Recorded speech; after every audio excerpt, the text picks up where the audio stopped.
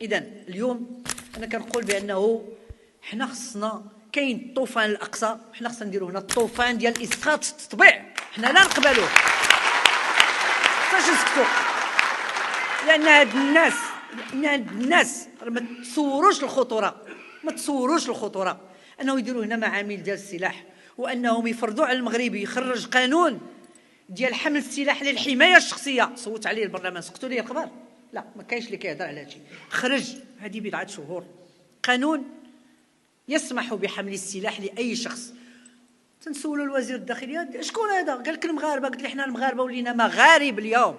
حنا لا نقبل أن الذين لطخت دماؤهم بدماء الشهداء الفلسطينيين باش يحملوا الجنسية المغربية ويجب إسقاطها عنهم.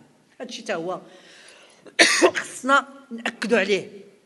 هاد الناس جاو كيفضحوا واحد العدد ديال المهندسين الزراعيين ديالنا، خداو لينا زيتاركان وسماوه هما اللي حطوا لو بروفي.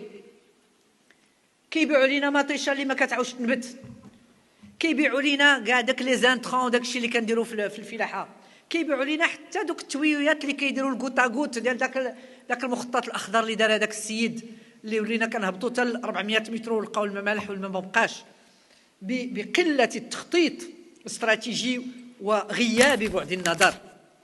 هاد الناس راهم تيعتبروا المغرب بحال شي بديل، الا ضيق عليهم الحال ديك الجهه باغيين يجيو لعندنا هنايا. حنا ما عندنا ما نديرو بهم. وبالمناسبه كيف كيقولوا حنا ما كنخلطوش بين الديانه اليهوديه او اللي بغى يدين بشي دين دبر راسو، ولكن اللي بغى يطبق فينا التصهيون هنايا ممنوع. ولهذا انا وقفت وزير الاوقاف والشؤون الاسلاميه، وكان هذا الشيء خطير جدا.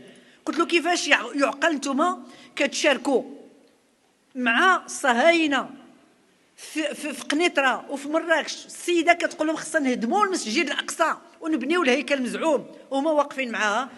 كيف يعقل ان الكتب التي تدعو الى الشذوذ توزع في المساجد من اجل محو الاميه؟ قال لي لا، هادو انتبهنا لهم راه حيدناهم. قلت له علاش وصلوا اصلا؟ فينكم؟ علاش تخلوا بعض